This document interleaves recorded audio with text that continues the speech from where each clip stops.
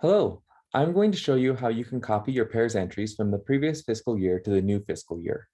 On your PEARS homepage, you'll see your dashboard, and under track, you can see the different program areas where you can put a PEARS entry. The ones that you can make copies for are partnerships, coalitions, PSE site activities, and social marketing campaigns. The ones that you will most likely be using, however, are partnerships, coalitions, and PSE site activities. And the process is pretty similar for each one. So I'll start with partnerships and then show you one for each. When you first click here, you'll see that you have filters. There are filters for 2022 and who has created the partnership. And those will be important when you begin to copy. So you'll click on this button called the Copy Multiple Partnerships, and it will allow you to see the entries for 2022. However, we want to copy from last fiscal year. So we'll click on Filter and change the reporting year from 2022 to 2021 and press Apply. Once you do that, it will show you the partnerships that you created. I have a list of everyone's partnerships here within the state, but it's likely that you will only see your own. So what you'll do is mark the ones that you want to copy. Let's say that we wanted to copy 3. So I'll do these first 2, and I'll jump to this other one made by the same person. So I can copy these partnerships for my county by then scrolling all the way down to the bottom and pressing copy. Once you've copied those, you'll see that they have repopulated in your dashboard under partnerships for the year 2022, and they were created by me. So what you'll do, you can see that the name is here. For every partnership that you copy, you're going to want to click on it and change those names where you can delete it. So you'll click on it and you'll see the general information here of everything that has been saved or copied over. Not all areas, such as meeting and events, copy over, but in this case, evaluation has copied over and the general information for the program or the partnership that you're copying. But you'll want to edit it and make a couple tweaks. First, you want to erase the copied because we can see in the year 2022 that it is different from the entry from last year. So you can get rid of that. And then you want to update any of the information in this program active or in this partnership like you would for any other partnership that you make. You want to make sure that the information is accurate and as up to date as possible. If you have comments in here, such as, let's pretend that it had an activity from last October, so 2021, and you said here that let's look at what this partnership is. BY's Health Department. Let's say that we had our first meeting, If that were the case and they had dates from last year, you would highlight the whole thing and delete it and start over fresh for the new year. And then you would save and continue and go on with making sure that everything else is up to date for all of the other entries continuing forward for your copied partnerships. And that is how you would copy partnerships. So if I go back to my partnership, you'll see that this name has been changed. It's no longer copied. And I would continue to do that for all of the rest of my partnerships that I wanted to copy. So now let's look at how to copy coalitions. You'll see that the steps are actually very similar. So again, you've got the wrong year. It's 2022, and you would click on Copy Multiple Coalitions. 2022, you want to change that to 2021. So we'll go to 2021. We'll press Apply in the filter, and now you can see the coalitions for your county or for the ones that you have created for the fiscal year. So let's say that I want to copy this one, and I'll just do one this time. I'll copy this coalition, I'll scroll to the bottom, press copy, and now you have, again, this new coalition copied from last year to this year.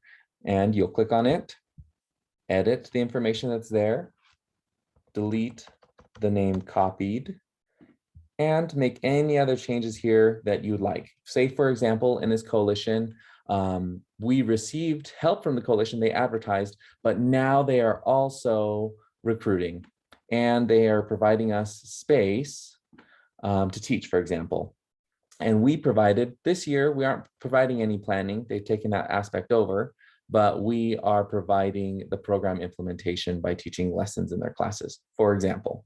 And we've started doing direct education at this location. or with this coalition.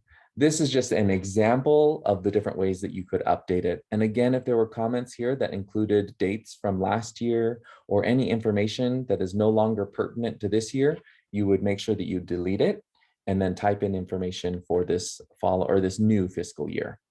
And once that's done, you would then again save and continue and complete all the rest of these pieces as far as you can up to this point.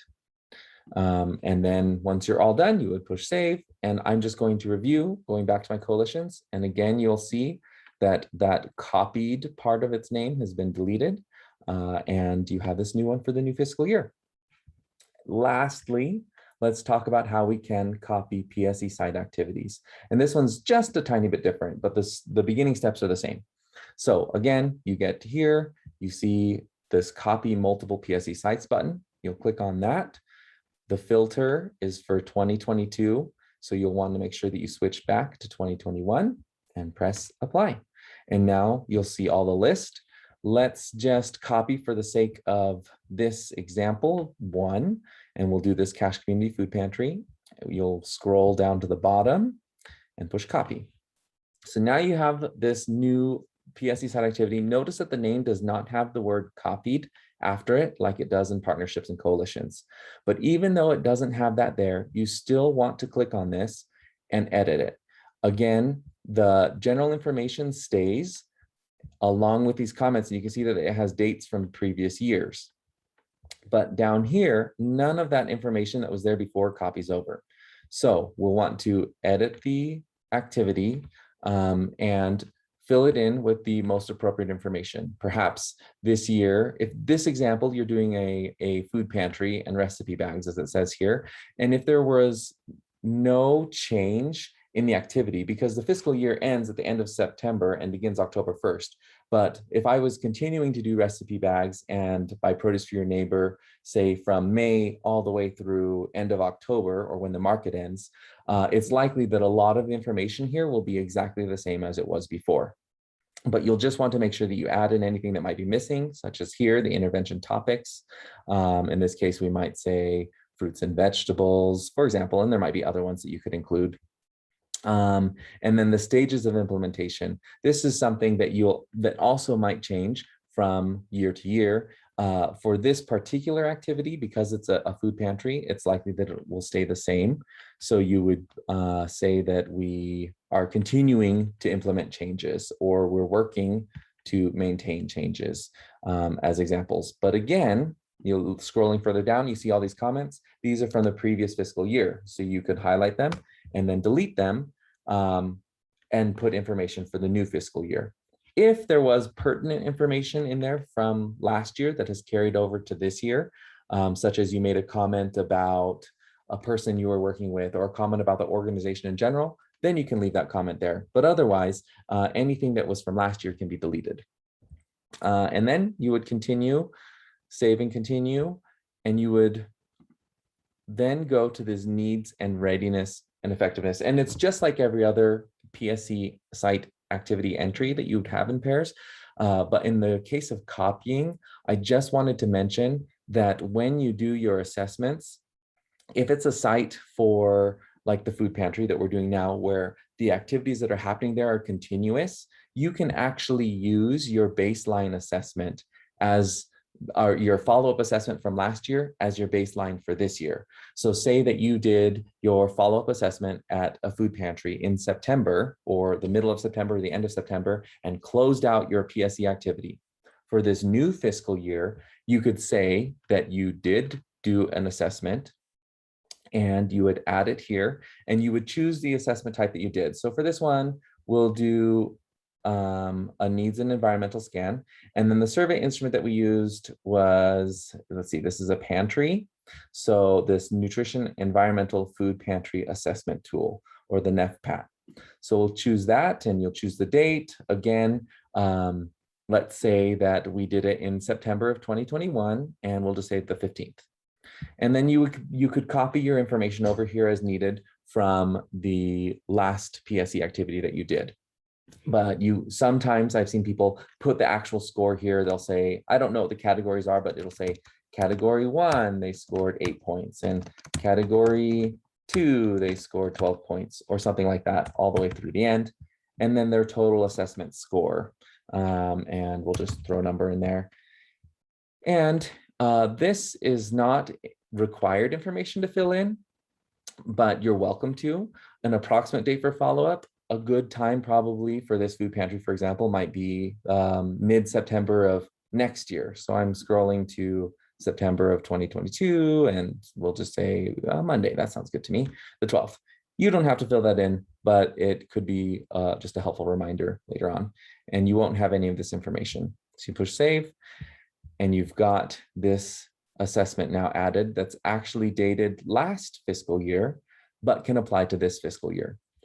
I do want to say that there is, you can only do this for activities or PSE site activities where you've done continuous work through the fiscal year change. So from September to October, where things are continuous. If you've taken a break at that site, say for summer vacation or some other break that's 2 or 3 months, and there have been changes at the site, then you would want to do a new assessment, not the one that you used from last year.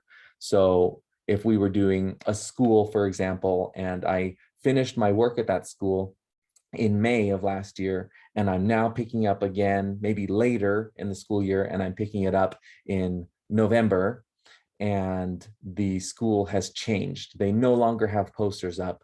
They no longer have food name labels or something like that. They are no longer doing things exactly the same as they were before. When I do my new assessment, I would put a new date, not the one from the previous fiscal year. And if you have further questions about that, please feel free to reach out to myself or Lacey, and we can help you with that. But that is how you would save and copy all of your activities for partnerships, coalitions, and PSE site activities. If you have any questions, please let us know.